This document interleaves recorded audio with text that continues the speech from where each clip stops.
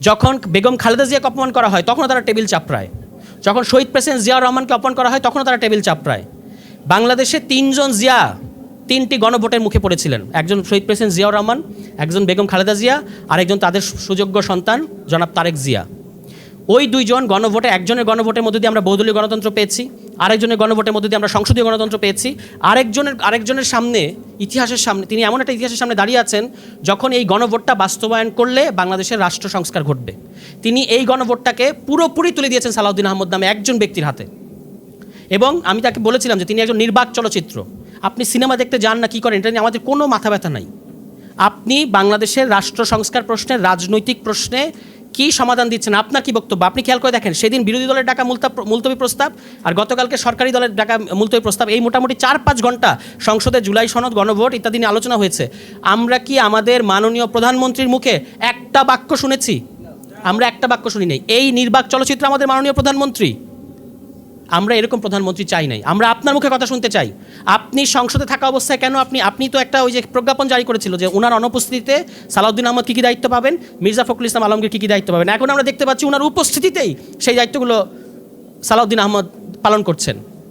এবং তিনি বাংলাদেশকে যেই কথাগুলো বলছেন, এত গোজামিল এবং এত বিভ্রান্তিতে ভরপুর ওনার কথাবার্তা, সালাউদ্দিন আহমদ, তিনি নাকি বাংলাদেশে এখন একমাত্র সংবিধান বিশেষজ্ঞ। তো এটা আসলে ওনার সংবিধান বিশেষজ্ঞতা না, এটা ওনার বিশেষজ্ঞ জ্ঞান না, এটা হচ্ছে ক্ষমতা।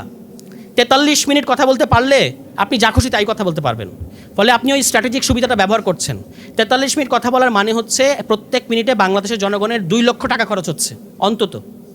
তাহলে 43 মিনিটে কত খরচ হচ্ছে? সেই টাকা খরচ করে আপনি বাংলাদেশের মানুষের সাথে মকারি করছেন। আপনি বলছেন এইটা হচ্ছে একটা অবৈধ আদেশ, এটা হচ্ছে অবৈধ গণভোট, আপনাদের নাকি কুইনাইন খাওয়ানো হয়েছে। তো আপনি ঐক্যমত্য কমিশনে থাকার সময়ে এই প্রতারণাটা কেন করলেন? তখন আপনি সব কেন মেনে নিয়েছেন? এই যে এখানে সাক্ষী আছে, রাজসাক্ষী, আমি একজন রাজসাক্ষী, উনি একজন রাজসাক্ষী। ওনারা তখন জোটে ছিলেন, তখন তাদেরকে তাদেরকে বাধ্য করা হতো যে আমাদের পক্ষে এই অবস্থান নাও। এই যে আমাদের রাশেদ প্রধান ভাই, উনি বলবেন, উনি তো এই কারণেই জোট থেকে বেরিয়ে এসেছেন। এবং তাদের পক্ষে যারা ওখানে এক ধরনের ক্যাওস সৃষ্টি করতো ওই ঐক্যমত্য কমিশনে, তাদেরকে আসলে শিখিয়ে দেওয়া হতো সব কিছু। ফলে আমি শেষ করবো আমার কথাটা এই বলে যে আপনাদেরকে আমি আন্তরিক সাধুবাদ জানাই। কোন রাজনৈতিক দল বেঈমান, কোন রাজনৈতিক দল গাদ্দার, এগুলো নিয়ে আমাদের চিন্তা করে লাভ নাই। আমরা বাংলাদেশের সাধারণ নাগরিক, আপনারা জুলাই যোদ্ধা এবং শহীদ পরিবার, আপনাদের সন্তানদের রক্তের ওপর আজকে বাংলাদেশে এই যে চেয়ারে তারা বসেন, সেখানে রক্তের ছোপ দাগ এখনও আছে।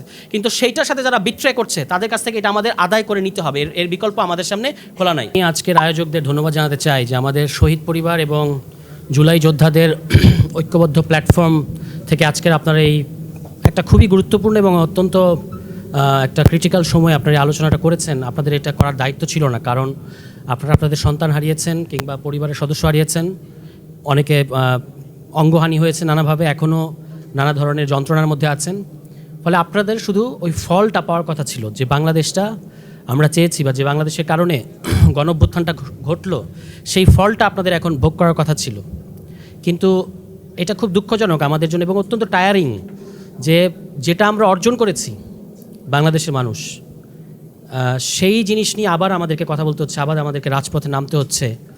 এটা খুব অদ্ভুত যে সরকার এই গণঅভ্যুত্থানের মধ্য দিয়ে একটা নির্বাচন এবং তার মধ্য দিয়ে ক্ষমতায় আসলো, তারা এত দ্রুত, মাত্র 2 মাস এই সরকারের বয়স, এত দ্রুত তারা আমাদের বাংলাদেশের মানুষের সাথে তারা দেখেন একটা জিনিস তারা করছে, এটাকে তারা এনসিপি এবং জামায়াতের সাথে এক ধরনের ফাইট আকারে নিয়েছে, যে এটা হলো এনসিপি এবং জামায়াতকে আন্ডারমাইন করতে হবে। কিন্তু এই যেগুলো নিয়ে আপনারা আলাপ করছেন, এর সাথে it has nothing to do with NCP and জামাত।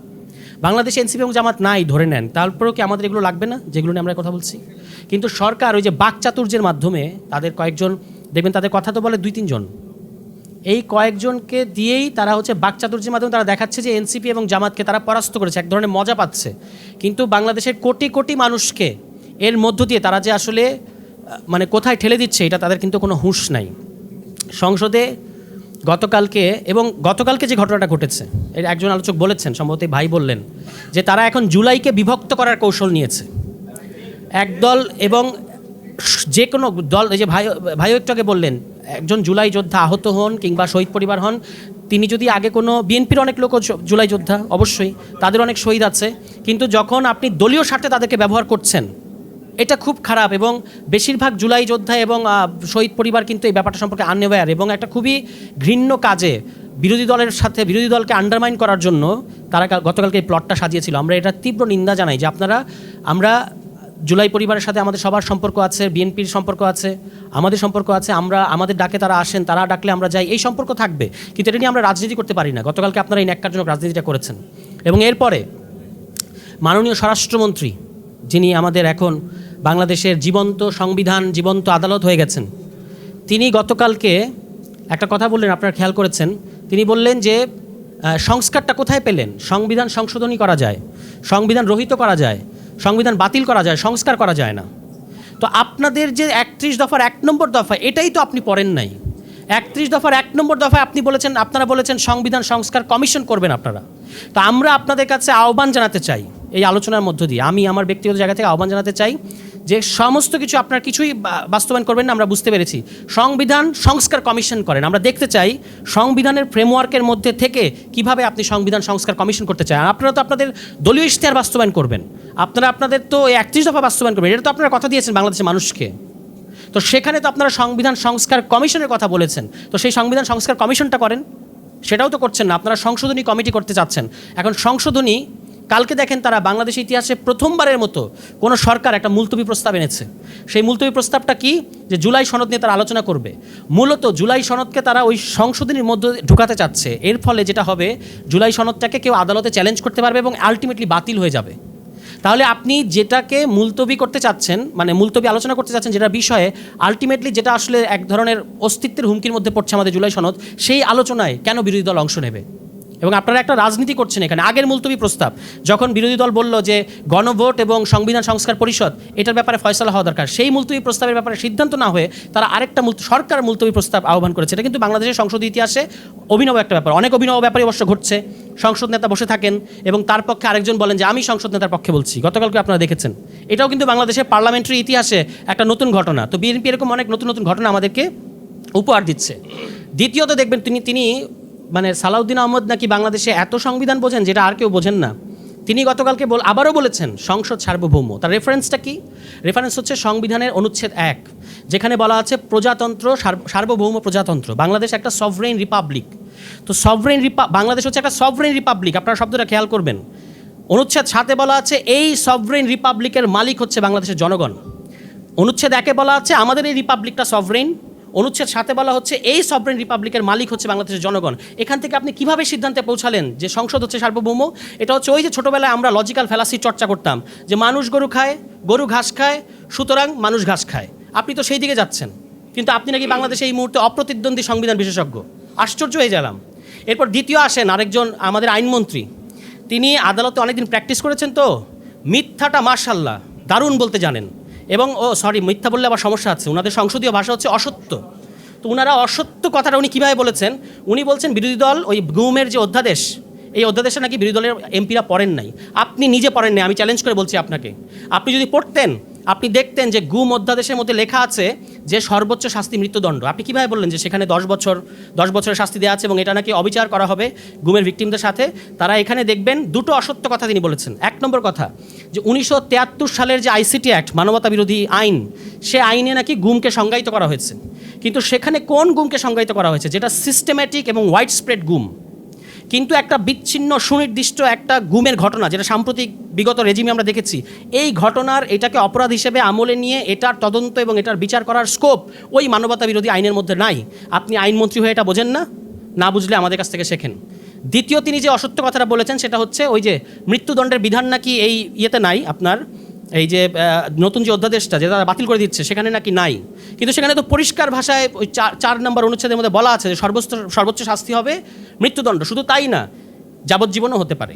তো আপনি এই সামান্য জিনিসটা পড়লেন না, সবাইকে হবস লক পড়তে বলেন, লকও উচ্চারণ করতে পারেন না উনি, লক্স বলেন। লক্স বলতে কেউ নাই পৃথিবীতে। লক আছেন, জন লক, একজন বিখ্যাত দার্শনিক। এবং আমি আরেকটা প্রোগ্রামে উনাকে চ্যালেঞ্জ করেছিলাম, উনি যদি 5 মিনিট টানা 5 মিনিট রুশোর সোশ্যাল কন্ট্রাক্ট নিয়ে কথা বলতে পারেন, আমি আপনাদেরকে এতগুলো মিডিয়াকে সাক্ষী রেখে বলছি জীবনে আর কোনো বিষয়ে কোনোদিন কথা বলবো না। উনি এটা বলতে পারবেন না। ওই সোশ্যাল কন্ট্রাক্ট শব্দ ছাড়া উনি আর কিছু জানেন না।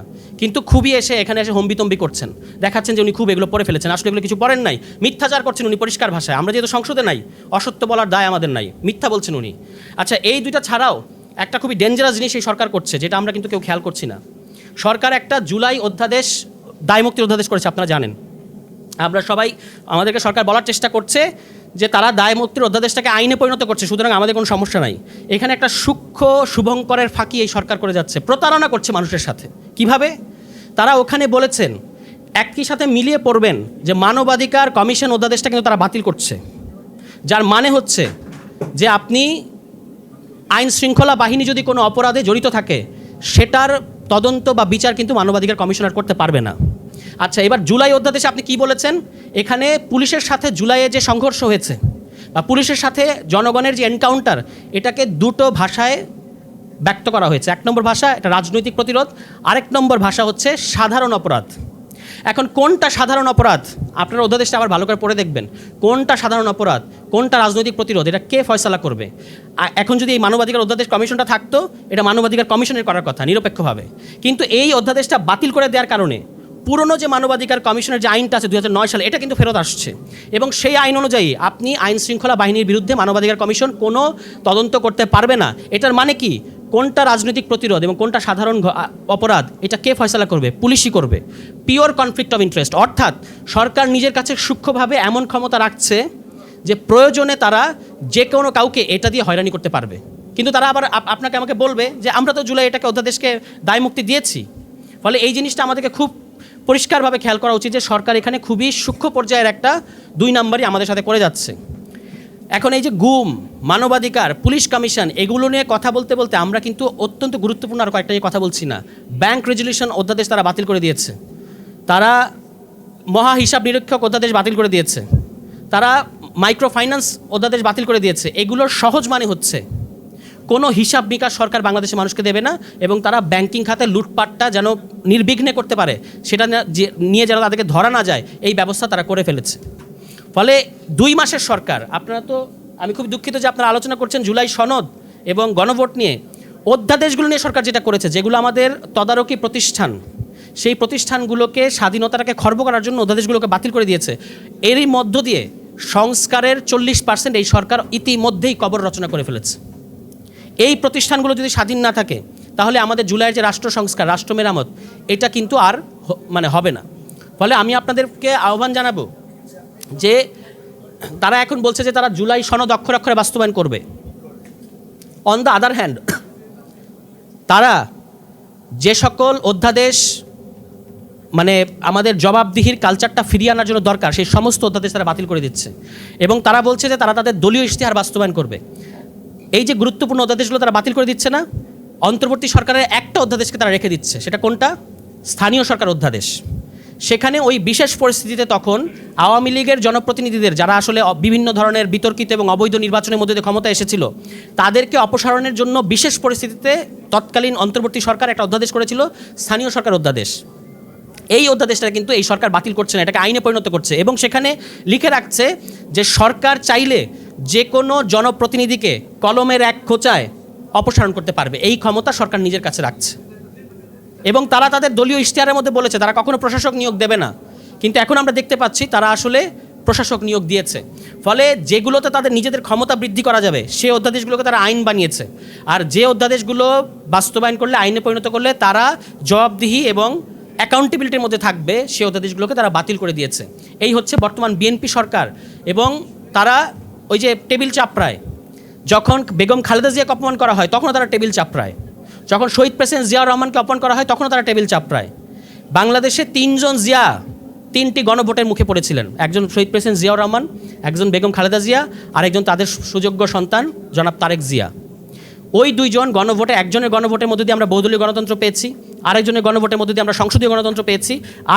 আরেকজনের সামনে, ইতিহাসের সামনে, তিনি এমন একটা ইতিহাসের সামনে দাঁড়িয়ে আছেন যখন এই গণভোটটা বাস্তবায়ন করলে বাংলাদেশের রাষ্ট্র সংস্কার ঘটবে। তিনি এই গণভোটটাকে পুরোপুরি তুলে দিয়েছেন সালাউদ্দিন আহমদ নামে একজন ব্যক্তির হাতে। এবং আমি তাকে বলেছিলাম যে তিনি একজন নির্বাক চলচ্চিত্র, আপনি সিনেমা দেখতে যান না কি করেন, এটা নিয়ে আমাদের কোনো মাথা ব্যথা নাই। আপনি বাংলাদেশের রাষ্ট্র সংস্কার প্রশ্নে, রাজনৈতিক প্রশ্নে কি সমাধান দিচ্ছেন, আপনার কি বক্তব্য? আপনি খেয়াল করে দেখেন, সেদিন বিরোধী দলের ডাকা মুলতবি প্রস্তাব আর গতকালকে সরকারি দলের ডাকা মুলতবি প্রস্তাব, এই মোটামুটি 4-5 ঘন্টা সংসদে জুলাই সনদ, গণভোট ইত্যাদি নিয়ে আলোচনা হয়েছে। আমরা কি আমাদের মাননীয় প্রধানমন্ত্রীর মুখে একটা বাক্য শুনেছি? আমরা একটা বাক্য শুনি নাই। এই নির্বাক চলচ্চিত্র আমাদের মাননীয় প্রধানমন্ত্রী, আমরা এরকম প্রধানমন্ত্রী চাই নাই। আমরা আপনার মুখে কথা শুনতে চাই। আপনি সংসদে থাকা অবস্থায় কেন আপনি তো একটা ওই যে প্রজ্ঞাপন জারি করেছিল যে ওনার অনুপস্থিতিতে সালাউদ্দিন আহমদ কী কী দায়িত্ব পাবেন, মির্জা ফখরুল ইসলাম আলমগীর কী কী দায়িত্ব পাবেন। এখন আমরা দেখতে পাচ্ছি ওনার উপস্থিতিতেই সেই দায়িত্বগুলো সালাউদ্দিন আহমদ পালন করছেন। এবং তিনি বাংলাদেশকে যেই কথাগুলো বলছেন, এত গোজামিল এবং এত বিভ্রান্তিতে ভরপুর ওনার কথাবার্তা, সালাউদ্দিন আহমদ তিনি নাকি বাংলাদেশে এখন একমাত্র সংবিধান বিশেষজ্ঞ। তো এটা আসলে ওনার সংবিধান বিশেষজ্ঞতা না, এটা ওনার বিশেষজ্ঞ জ্ঞান না, এটা হচ্ছে ক্ষমতা। 43 মিনিট কথা বলতে পারলে আপনি যা খুশি তাই কথা বলতে পারবেন। ফলে আপনি ওই স্ট্র্যাটেজিক সুবিধাটা ব্যবহার করছেন। 43 মিনিট কথা বলার মানে হচ্ছে প্রত্যেক মিনিটে বাংলাদেশের জনগণের 2 লক্ষ টাকা খরচ হচ্ছে অন্তত। তাহলে 43 মিনিটে কত খরচ হচ্ছে? সেই টাকা খরচ করে আপনি বাংলাদেশের মানুষের সাথে মকারি করছেন। আপনি বলছেন এইটা হচ্ছে একটা অবৈধ আদেশ, এটা হচ্ছে অবৈধ গণভোট, আপনাদের নাকি কুইনাইন খাওয়ানো হয়েছে। তো আপনি ঐক্যমত্য কমিশনে থাকার সময়ে এই প্রতারণাটা কেন করলেন? তখন আপনি সব কেন মেনে নিয়েছেন? এই যে এখানে সাক্ষী আছে, রাজসাক্ষী, আমি একজন রাজসাক্ষী, উনি একজন রাজসাক্ষী। ওনারা তখন জোটে ছিলেন, তখন তাদেরকে শিখিয়ে তাদেরকে বাধ্য করা হতো যে আমাদের পক্ষে এই অবস্থান নাও। এই যে আমাদের রাশেদ প্রধান ভাই, উনি বলবেন, উনি তো এই কারণেই জোট থেকে বেরিয়ে এসেছেন। এবং তাদের পক্ষে যারা ওখানে এক ধরনের ক্যাওস সৃষ্টি করতো ওই ঐক্যমত্য কমিশনে, তাদেরকে আসলে শিখিয়ে দেওয়া হতো সব কিছু। ফলে আমি শেষ করবো আমার কথাটা এই বলে যে আপনাদেরকে আমি আন্তরিক সাধুবাদ জানাই। কোন রাজনৈতিক দল বেঈমান, কোন রাজনৈতিক দল গাদ্দার, এগুলো নিয়ে আমাদের চিন্তা করে লাভ নাই। আমরা বাংলাদেশের সাধারণ নাগরিক, আপনারা জুলাই যোদ্ধা এবং শহীদ পরিবার, আপনাদের সন্তানদের রক্তের ওপর আজকে বাংলাদেশে এই যে চেয়ারে তারা বসেন, সেখানে রক্তের ছোপ দাগ এখনও আছে। কিন্তু সেইটার সাথে যারা বিট্রে করছে তাদের কাছ থেকে এটা আমাদের আদায় করে নিতে হবে। এর বিকল্প আমাদের সামনে খোলা নাই। সবাই ভালো থাকবেন। আসসালামু আলাইকুম।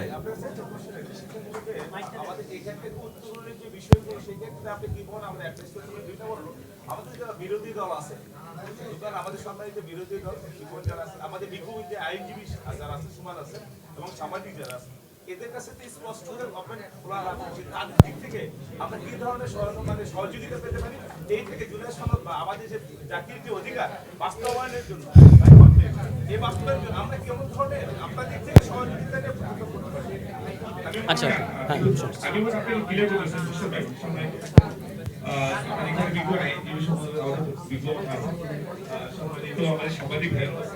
আমার প্রশ্ন হলো যে এখন যে বিগত 2 মাসে সরকারের যে অবস্থা দেখতেছি, যে অঙ্গীকার বদ্ধ হয়ে ভোট নিয়ে জাতির অনুমতি নিয়ে আজকে যে জাতীয় সরকার হয়েছে, যে সরকারের যে অঙ্গীকার ছিল এই অঙ্গীকার বাস্তবায়ন করতে যে তালভাঙা করতেছে, সেক্ষেত্রে আপনি কি বলতে চান যে বিরোধী দলের যারা আছে তাদের দিক থেকে এসে তো কোনো দায় নেই? আমি মনে করি